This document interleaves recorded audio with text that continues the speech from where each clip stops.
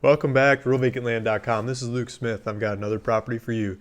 This one is in the county of Mendocino, California. It's Northern California. It's about an hour and a half drives north of San Francisco Bay Area. It's in the redwoods, lots of big trees. There's a little town next door. It's called Willits. Willits has high school, middle school, elementary school, grocery store, gas station, all the supplies, the basic supplies you need to live. So it's like 5-10 minutes from the property, so you can get a place in the woods and nature and still be really close to supplies and people. So let's take a look at this one. This is Mendocino County, California. It's a half an acre. I'm asking $4,499. I want to show you where this thing is first, and then I want to show you the market. How I'm the cheapest one in the market, because I love showing you the cheapest one in the market. And it's my main sales pitch, so I'm just going to keep it up, right? So let's look at the map. I've got a bunch, well, on my way there, there's a whole bunch of videos on the website. And so if you go to the link below, hopefully after you watch this first video, you watch it now, go to the link below in the description, and it'll take you to RealVacantLand.com. And then you can see all these different videos. These videos are drone shots of a guy that hired to go out there and take video of the property. So he took pictures and video. There's a bunch of pictures in the website too, high definition pictures of the actual property, the actual trees, the actual bushes, like it's the real property, not something from the area. This is the real deal. And so then I've got this map, and I wanted to show you this map. Where'd the property go? Here's the property. Okay, so we've got the lot lines on the property on the maps, interactive map. I'm proud of this map because I love to see where the property is, right? I want to know, and what am I buying if I'm buying a property? Mainly if I'm selling a property, someone's asking, where is it? How do I get there? I mean, just look at the website, guys. I mean, that's going to be the easiest way to get there. There's GPS coordinates on the website. You can click on it. It'll give you driving directions of the property. And when you're there, it's like, okay, now I'm here. What the heck is the property? If you pull up the website and look at it on your phone, you can see these lot lines, and you can go walk around the property, see where it's laid out. You can see there's a power line running down the power line running down the street here. There's a water line. And this part of the neighborhood does not have sewer lines, so you'd have to set up a septic system to get rid of the poo. So this is the lot. Now I'm going to zoom out and show you where we're at in relation to San Francisco, because I think most of the people that are shopping this will probably be from the San Francisco Bay Area. I'm just guessing. Might be from somewhere else, but I'm just guessing. So here's Willits. Here's the local town that has a organic fruits and vegetables and natural foods and kind of grocery store, as well as some other regular grocery stores, gas stations and supplies, pharmacy, schools, high school, middle school, elementary school, that kind of stuff. And then if you want to go south from the property, it's not that far down. I mean, you go past Santa Rosa and Petaluma, and then you're in the San Francisco Bay Area.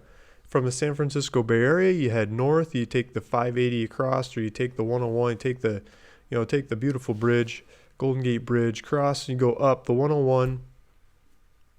I think it's 1.5, maybe 2 hours to get up to Willits, which is an easy weekend trip. I mean, you could do that. You could go up there, check out the property, come back in the same day, maybe have lunch in Willits while you're there. And it's not that far from San Francisco Bay Area is what I'm trying to say. So that's where this property's at. Now that we know where it's at, just north of this town is this community called Brook Trails Vacation Village. And it started out as like a second home place for people, but a lot of people have made it their primary home. And so it's an old dude ranch. They used to ride horses and have fun in this area. And they took this old big piece of land and they cut it up and they made these house lots. Housing lots. They made like 4,000 of them or something crazy. And when they did it, to get past the regulations, they had to preserve a whole bunch of nature. So a whole lot of this area is preserved. There's trails and trees and canyons and bush and stuff that the animals can enjoy, and you can enjoy too. You can go hiking through it and exploring. And that's what's in between the houses. So you got house lots, but you got a lot of nature in between the houses. They're not all piled on top of each other, like Irvine, California or something. So that's the idea. Now let's get out of here. Let's look at the market. Now you got that context of where we're at. Now we're on, I'm on Zillow, and I've got that neighborhood pulled up on Zillow. I mean, we could do the whole county. Maybe we should start with the whole county. We'll start with the county and then zoom into the neighborhood. So here's the whole county, Mendocino County. What's the cheapest thing in the whole county is a lot, and it's in that same neighborhood. This neighborhood is the cheapest land in the county because there's so many lots in that neighborhood. So there's a plethora of properties. There was a scare in the past for water. Water's available now. There's water at the site. There's a water line in the street that you can tap into. There's power line at the street. You can tap into the power line as well. Got people coming and going. But the water is owned by the state. So the state owns the water, and when there's massive droughts in the past, the state said no more water connections because we've got a big drought thing going on and there's not enough infrastructure to support everybody. So what the neighborhood did is they got some grants from the state and they put some of their own money in, but mainly grants, and they added on to the infrastructure and they made more infrastructure to deliver more water. And then they got more allocations from the state so they could offer more water to people to build more. But in the meantime, there was like 6 years there or something where people couldn't build in this neighborhood because they couldn't get water. And so you can guess what that did to the price. I mean, it just got slapped like crazy, you know. People said, forget it. I'm not paying my taxes. What am I going to do with this land if I can't build? And so the market got kicked between the legs. And so since then, it started coming back around, at least in my opinion. I mean, I've been selling numerous of these lots. I'm always the cheapest one around, so maybe I do more volume than most people, but the bids have been coming up and people have been taking off with them. I bought them when you couldn't build on the properties, and I figured it's just a matter of time. Everything looked like it was in order, and sooner or later the state will say okay. The state said okay now, and you can build. So it's wide open, lights on. You could go build in the neighborhood. Excuse me. But because of that history, the prices are still really low. So that's the idea. And if you go look at news and articles or whatever, talk about the neighborhood, people still worry about the water, but the water's on. You can hook up. You can make it happen. So the cheapest one in the area is an 8,000 square foot lot. This is right up here. I got Zillow sorted just for sale, just vacant land, and any size. This is the whole county we're looking at right now. So the cheapest thing in the whole county is in that same neighborhood, and that's 8,000 whatever square feet. That's like a fifth of an acre. I wish they'd put acres or square feet or just keep it all the same, but got square feet on some and acres on another, and most people are just going to get confused. So I'm trying to translate. So it's like a fifth of an acre on that cheapest one. If we look at this thing, this isn't one of mine. They don't have like hardly any pictures or anything. This is, yeah, there's not much of any information about this one. So for sale by owner, $4,688. So that's the cheapest one listed in the market. I just lowered the price on mine to $4,499. I got a half of an acre.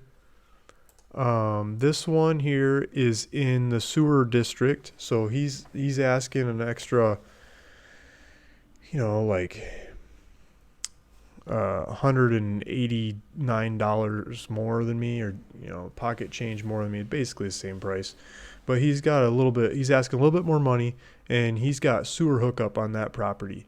And so, but you got to pay for the sewer hookup. I think if you're out on my property, you get more. Less people around.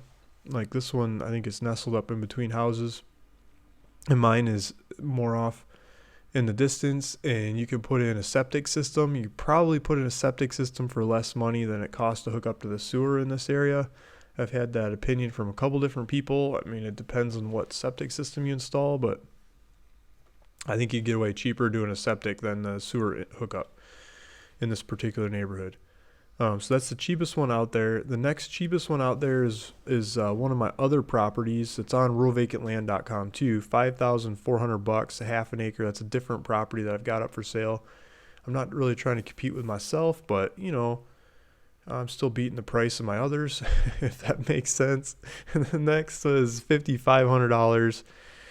This is just over a fifth of an acre, 9,000 square foot lot. This looks like it's in the sewer district too. I'll zoom into the neighborhood and I'll try to explain the difference between sewer and septic districts. Okay, so this stuff down here where there's a bunch of them, and the lots are usually smaller and closer together, and there's septic going in between, or sorry, there's sewer going between those. As you go out Ridge Road, Ridge Line, and then you get up here to the Blue Lake, Blue Court, Blue Trail, Blue whatever, all the blues out here, those don't have sewer. And so the Ridge Line, Ridge Road, and all the blues, Blue whatever road, they don't have sewer. Those are all septics. All the ones down here in the valley, not up on the hills, are they've got sewer. 4,700. Where'd that go? Oh, that must be this one. Okay, yeah. 4,700 is the cheapest one in there. That one's down the southern end of the neighborhood. And then this is the actual lot right here that I'm talking about. I just lowered the price from $5,999. So if you go and look on Zillow, by the time this video is out and everything, it should be $4,999. And it'll show it out here. Hopefully it's in the right area. Yeah. So here's all the Blue Lake Court. This one's off of Blue Lake Court. If we zoom in, this is the actual property. I don't know if it's showing it in the right location. I think that's the right location. It just doesn't show the lot lines there. So lowering the price makes this the cheapest one in the neighborhood. It's the cheapest one. I mean, I don't even have to say any caveats on there. It's the cheapest one. Cheapest one in the county. So here's my map. Feel free to go to the website, play with the maps. Got a buy it now set up. Click on the buy it now. $4,499. Fill out your title information. What name you'd like to own this property in. Tax information, where you'd want the tax bill sent to you. Contact information. It says contract. I got to change that. It should be contact information. And then hit next and go. It'll ask you for payment stuff. And I'll use this information to fill out the paperwork to make it your property. I'm doing the taxes. Like I got the tax ready to go right now. That's why I'm looking at this property, because I'm paying up the taxes. The taxes are paid up. What else do I got to say about this neighborhood? Oh yeah, so I got some information in the description here. It says the minimum square footage in the neighborhood is 1,000 square foot. The neighborhood's looking for a 1,000 square foot home. 1,000 square foot shouldn't be that hard to hit. Local architect to call about building in the neighborhood his name is Bob Axe. He's a really nice guy. I talked to him a couple times, and he's available every Thursday afternoon. And his phone number is on the website. It's up there. And so he signs off on what you're going to build before it goes to the county. He charges, I think it's $200, but he gives you advice and he helps you. And I mean, he's not out there to block you. He's out there to help you. And I think he gets one set of plans, and then the county gets like 6 sets of plans to go to their different departments. Bob Axe guy says he can usually turn around in like 2 weeks if you give him plans that are ready to go. It doesn't need that are like complete plans to build a house. And the county says the same thing. They're about a week or 2 weeks out from giving them the plans before they say, go build the sucker. The county requires you to have water, a way to get rid of the poo. In this case, it'll be the septic, and power. So you can hook that up. The neighborhood's got the water and the power. You could call them. They charge between the water and the power. You're probably paying like 25 grand or so. I mean, it's over 20 grand, maybe 20, 25 grand. They have some fees, some, part of that money goes to pay back building the infrastructure in the first place. So they're the fees, but that's still a lot cheaper than doing a off the grid kind of setup, in my opinion. And then you'd build a septic system, probably another 5 to 10 grand, depending on the septic system you build and who you hire, or if you do it yourself, or what parts you hire out and do yourself. So you're probably talking 30 something grand in fees, and some more fees with the paperwork going to the county. And depending on the value of the house you build, they have a value related calculation. So you put all that together. The purchase of the land is a small piece of going to build there. And just start taking it piece by piece and go build a cabin in the woods. Let's take a look at the street view of this thing. And I'll leave it at that. So You can do this on the website too. This is the Google Street View of the area. See if I can figure out where we're at. Okay, so here's a neighbor house. There's a power line going down the street. There's stormwater drainage. This is kind of grainy imagery, but must be like an old Google camera. So it's right here. So I think you could put a driveway in like here and go build up on the hill. So the road, there's a hill here by the road, but I think you can get into this corner. I'm not exactly sure where the lot line is. Maybe you clip this corner a little bit, or maybe you get on the flats and drive up in there. Excuse me. There should be markers out there. They might be buried. You might need a metal detector or something to find them. But based on that, you can figure out where to put the driveway in. And then you see all these trees, and out the back side is the house, and he's made a clearing over there to look at the view. So maybe if we got out of there, he's looking down this way. So if you're built up in here, maybe you knock a couple trees out and you're looking off over the valley. Let's see if we can do 3D on this thing. I'm clicking on the map, and it takes me into Chrome. So you got to have Google Chrome to do this. And then I hold down the control button and start playing with it. It should go into 3D for us. Yeah, there we go. So this guy's built on the hill looking that way. We'd be built over here somewhere looking out there. So this would be your view. So you're looking out over valleys of trees, just trees and mountains, mountainous kind of view. I think you're going to want a deck. You're going to want a deck with some nice chaise lounge chairs hanging out there. Sip your coffee in the morning, or your drink in the evening, or whatever. Put a barbecue out on the deck and just look out over these valleys. I imagine like some hawks floating by there on the wind, and the breezes coming up the hill. Probably go right by the deck. That would be my highlight of the day. But yeah, I bet you it's pretty easy to get redwood in this area. I mean, not cut your own, but to buy redwood, go build a redwood deck. I always love the smell of redwood deck. It holds up to the bugs really well, and it would just be fun, right? Build a 1,000 square foot home and a 4,000 square foot deck or something ridiculous. You guys have your own dreams. I'm just pontificating on mine. So there's the property in the background right up in here.